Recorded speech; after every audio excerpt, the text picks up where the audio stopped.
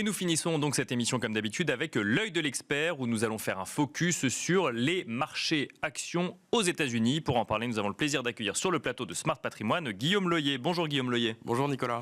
Bienvenue sur le plateau de Smart Patrimoine. Vous êtes analyste financier chez Optigestion. Vous suivez les marchés financiers américains au quotidien et Dieu sait qu'ils ont fait parler d'eux récemment.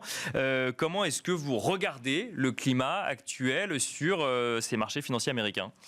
C'est marrant que vous parliez un petit peu de climat, puisque pour imager tout ça, ce qui se passe sur le marché américain, c'est que pour le moment, on est dans le brouillard. D'accord. Au moins, c'est clair. Les annonces de Trump ont mis du brouillard, ce qui a créé de la volatilité sur les marchés. La bonne nouvelle, c'est qu'il devrait se désépaissir avec des accords bilatéraux entre les États-Unis et les autres pays. D'accord, oui. Avec notamment des accords entre les États-Unis et la Chine, dont on parle beaucoup en ce moment. C'est ce qu'on a eu hier. Normalement, il devrait y avoir une rencontre à la fin de la semaine. La très bonne nouvelle, c'est que la suspension de 90 jours avec la Chine, on a rabaissé les droits de douane à 30%, sachant que le marché attendait 50%, ce qui a donné, je crois, un plus 4,5 sur le Nasdaq hier. Donc plutôt une bonne nouvelle pour les marchés américains. Donc un brouillard qui se désépaissit, une volatilité qui diminue ou qui pour l'instant reste tenace ? Pour le moment, on est un peu entre les annonces, donc on ne sait pas ce que sera fait demain. Mais la bonne nouvelle, c'est qu'ils vont se rencontrer en fin de semaine et on devrait avoir encore un peu d'éclaircissement sur ce qui va se passer. Quelle conviction sur les marchés actions américains dans un contexte aussi incertain, Guillaume Loyer ? Alors la bonne nouvelle, c'est qu'on est en pleine période des résultats et que la technologie américaine se porte plutôt bien. D'accord. En retour d'IA, que ce soit sur la performance des entreprises qui utilisent l'intelligence artificielle et pour celles qui vendent l'intelligence artificielle aussi. On voit une amélioration de la marge dans les bénéfices des sociétés. D'accord. Ça, pour le coup, c'est bon.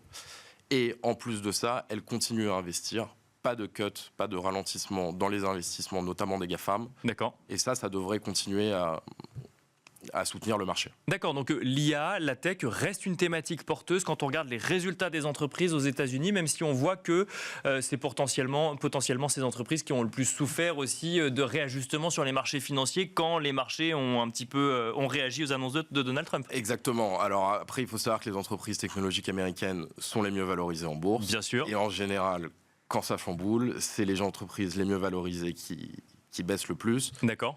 Là, on serait un petit peu plus inquiet, par exemple, c'est sur la consommation, les entreprises de consommation. D'accord. Là, on a un petit doute, notamment sur un petit effet un peu pervers du bilan qui serait les stocks.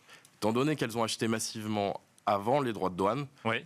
ça a impacté un meilleur compte de résultats sur le Q1, à voir ce que ça va donner au Q2 et au Q3 pour les actions. Est-ce qu'il y a des tendances qui se dessinent ? On a parlé de la tech, on parle beaucoup de la tech, on parle de la consommation. Est-ce que, je sais pas moi, je sais qu'on parle beaucoup du secteur de la défense en Europe à l'heure actuelle. Est-ce qu'il y a, à part la tech, d'autres secteurs qu'on regarde de près parce qu'on y croit ou au contraire on est inquiet aux États-Unis ? On est un peu inquiet partout parce qu'en fait, la répercussion des droits de douane, on ne sait pas très bien comment ça va jouer. Qui va prendre ces pertes de gains. Pour vous donner la petite histoire, Ferrari, par exemple, ont augmenté les prix des véhicules, oui. Mais on sait que les concessionnaires américains qui vendent des Ferrari leur a demandé de réduire un peu leur marge. D'accord, ok. Donc ça veut dire que on est toujours un peu dans le flou et c'est-à-dire qu'on n'est pas dans une conviction que on est dans une période de négociation, mais on va revenir à la situation d'avant. Non, on sait qu'il va falloir intégrer le sujet droit de douane dans les performances des entreprises. Exactement, mais le problème, c'est le niveau auquel on va devoir les intégrer. Pour le moment, on tourne autour de 10%, mais pour les sociétés, par exemple, qui importent beaucoup de Chine, d'accord. On ne sait pas jusqu'où ça va aller. Est-ce que du coup il y a des stratégies qu'on met en place de protection ou de gestion active, voire très active ? Nous, on a une gestion de conviction, donc je vous dirais qu'il faut tenir ses convictions, étant donné que le S&P quand même est revenu autour de 0% en dollars. D'accord. Parce que le dollar a fait mal sur les positions, pour les Européens. Il était urgent de ne rien faire pour le moment, donc on verra. Merci beaucoup Guillaume Loyer de nous avoir accompagnés dans Smart Patrimoine. Je rappelle que vous êtes analyste financier chez Optigestion. Merci beaucoup. Merci à vous. Et quant à nous, on se retrouve très vite sur Be Smart for Change.